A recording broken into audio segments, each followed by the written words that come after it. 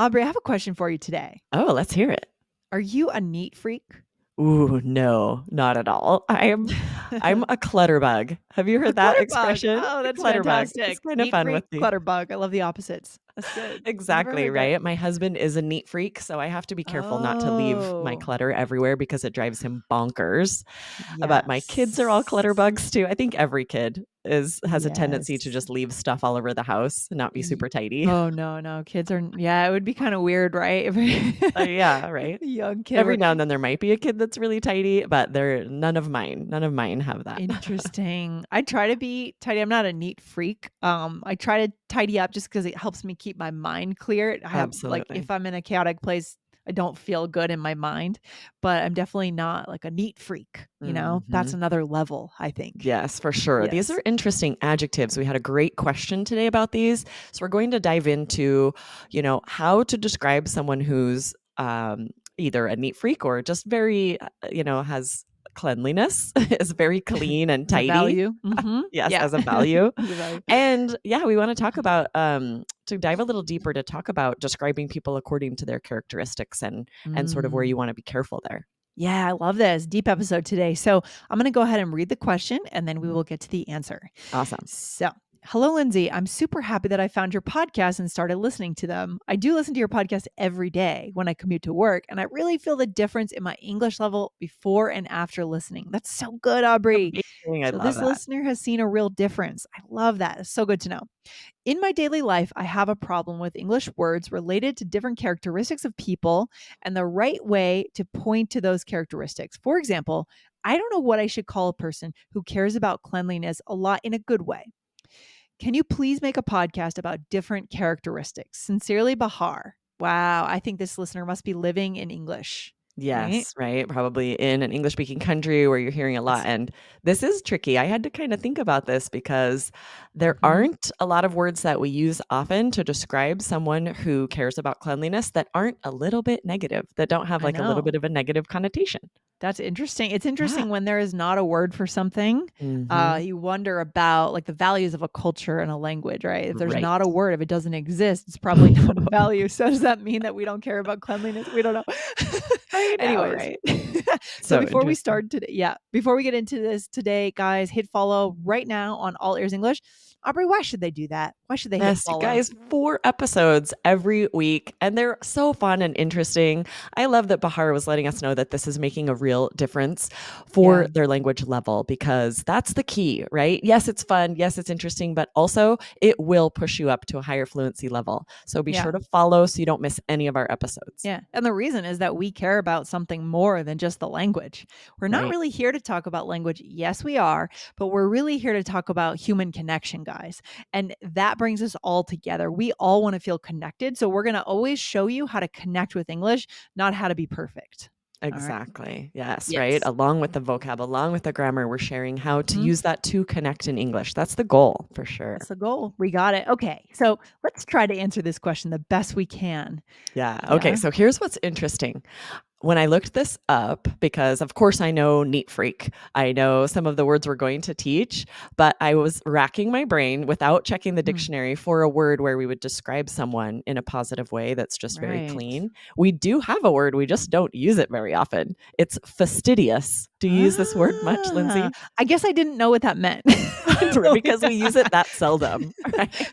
now I know. I'm gonna learn something again with you, Aubrey. So, Nice. okay, so this is an adjective, I guess. So Yeah. it okay. I thought it meant something more about like habits, not so much about cleanliness, but I guess it does based on the I know. dictionary. Yeah. And I think you're Okay. right that I think natives often use it maybe incorrectly, at least according to the dictionary, or maybe it's Yeah. evolving a little bit because the Maybe. dictionary definition is it just means keeping your clothes, possession, property clean and tidy. So, for Ah, example, she's extremely fastidious, never goes to bed without tidying up her house. interesting. Okay, that's good to know.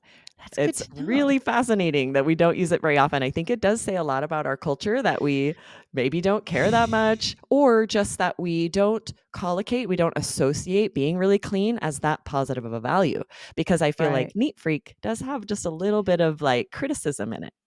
Yeah, I mean, something that comes to mind that doesn't exactly talk about cleanliness is like type A, or she's so Yeah. type A. And again, Um, a little critical sounding to me, right? critical. It's not a compliment really for the Hmm. most part. Yeah. Interesting. Okay, let's keep going with what else we came up with here. Yeah. So another one that I will use is to call someone a stickler. And you can say a stickler for anything, but definitely a stickler for cleanliness. That means that you really care about it, you prioritize it. So you might say, he's always been a stickler for cleanliness. So it drives him crazy that his roommate throws his clothes everywhere. Yeah, and yeah, exactly. So if I go to the definition in the dictionary, it says a person who insists on a certain quality or type of behavior, right? Yeah. So you could be a Uh, stickler for honesty or being on time. It means mhm. that you really try to do it yourself and you really want other people to do it too.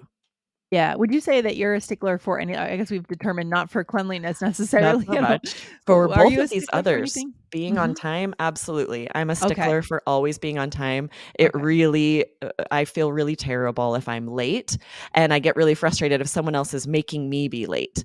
I don't care as much if someone else is late. I try to be patient with others, but I feel terrible if I'm late, so I'm a stickler for that. Yeah. Yeah, I'm similar to about that. I think there's definitely a certain disrespect. I Mhm. hate the idea, hate the idea of someone standing there waiting for me Yes. and like no I no show is even worse. It's like Ooh, unthinkable for me. absolutely. But even to make them think like is this person not gonna show up? Am I gonna be stood up? It breaks my heart to think that someone would ever think that about me not showing up. Same, right. If I Yeah. am going to be late, you better believe there's going to be a lot of apologizing. I'm going to be telling you why. I'm probably going to Yeah. let you know that it's someone else. I'm going to throw someone under the bus and say, like, it was Yeah. them because I would have been on time. Because that really shows the value in American culture of Hmm. punctuality, being on time, time orientation, whereas other cultures, it's completely different. That's Yeah, not necessarily a value being on time for different reasons, right? Respect from the relationship of who you were with just before that, not right. cutting something off based on an exact time, but cutting something off when the connection ends with what they were Yes. doing before they met you, And right? that's really the So, bottom line here is that if I am late, I feel like I'm disrespecting the person that I'm supposed to be on time for, right? And yeah. I'm worried that they will feel like I value them less or I respect them less. And that Yeah. is worst case scenario. Yeah, that's a good example. A lot of people in this culture are definitely sticklers for being on time. So, guys, try to be on time, especially in work situations here in the Yeah, but States. I do feel like this is positive, right? If I said, "Oh, Yeah. he's a stickler for cleanliness," I don't feel like there's this, Yeah. underlying criticism. That's a Yeah, positive thing. it's not too heavy. It's not Yeah. too it doesn't have a negative hook to it. I agree. I think that one's fine.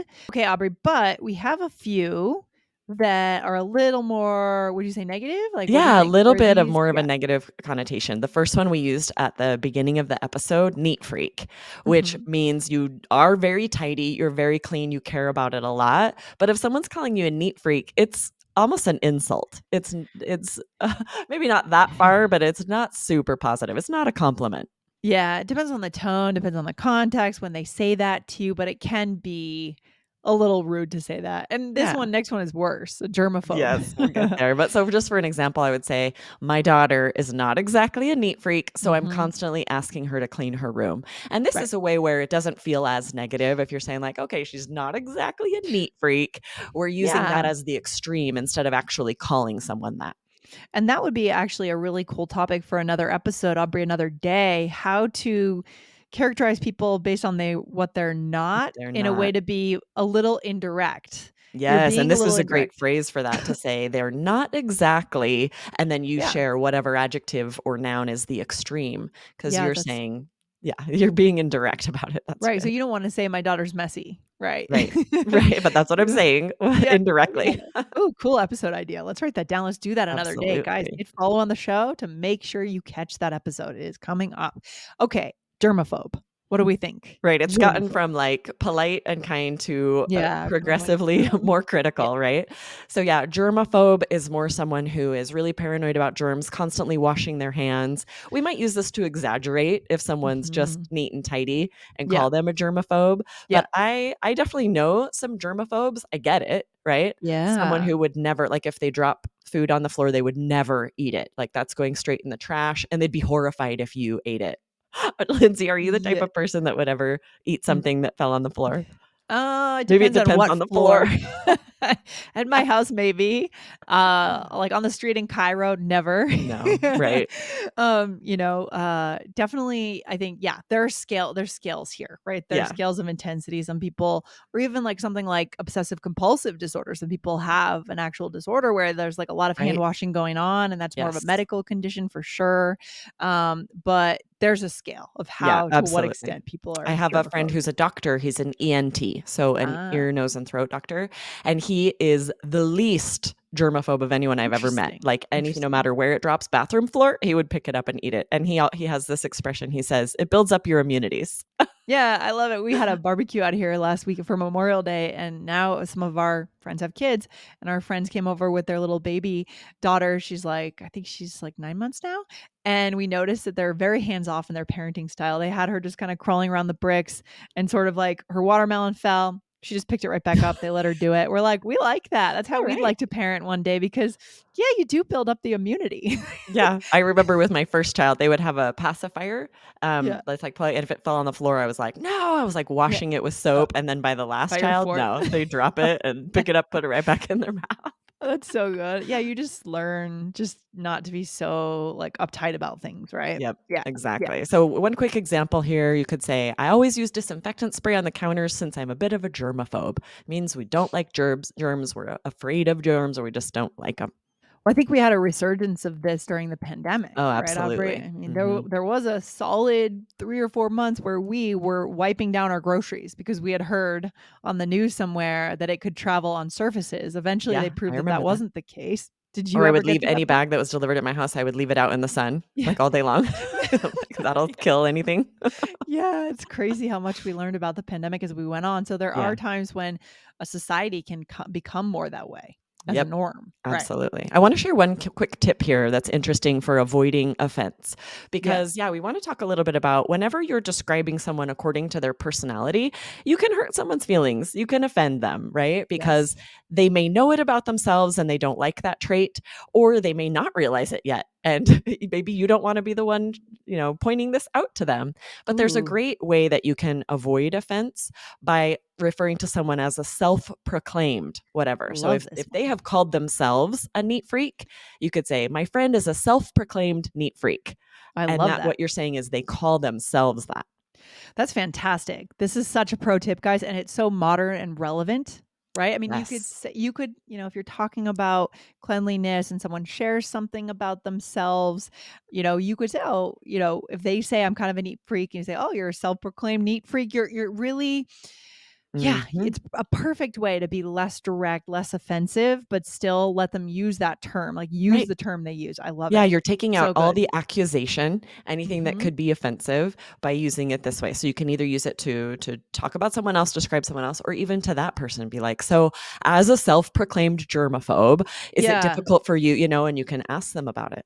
Exactly, so you can use it for germaphobe, really any of Any of these. these. A Mhm. stickler, it has to be a noun though, right? Like, you couldn't say a self-proclaimed fastidious, no, No, right? Because because that's an it's an adjective. adjective. Exactly. Yeah. It's self-proclaimed, and then these that are more like a title, neat freak, germaphobe, or stickler, you could say as a self-proclaimed stickler for cleanliness, so that noun phrase also works. Yeah, very advanced and super native and modern, relevant right now in 2023. So good. Aubrey, let's do a role play to show our listeners how it's done. Yes. Awesome. So in this role play, you and I are college friends discussing our new roommates. Okay, so maybe we have like a suite situation, right? Share a bathroom or Mhm. something. Oh, college Exactly. Ooh. days. Okay. All right. All right, I'll start us out. I've never considered myself a neat freak, but it's driving me crazy how messy my roommate is. Oh no, mine is the opposite. She's a self-proclaimed germaphobe, so she cleans the bathroom multiple times a day. It's great. So lucky. I'm turning into a real stickler for cleanliness. I need to call my mom and apologize for how messy my room always was. Oh, me too. My mom tried to teach me to be fastidious, but I was like, my room was always a disaster. Nice. We even Oh, snuck in fastidious, which probably felt a little foreign to you because we yeah, it just did. don't use this adjective that often. Yeah, but it's good. It's good. Higher Yeah. level vocabulary. All right, what did we use here? So you said I've never considered myself a neat freak. right? Yeah. And this is, Hmm. like you said, using it sort of the opposite to say, I'm not exactly a neat freak, or I've Right. never considered myself a neat freak, but, and it's a good Yeah. way to share, like, maybe I am because I'm realizing these other behaviors bother me.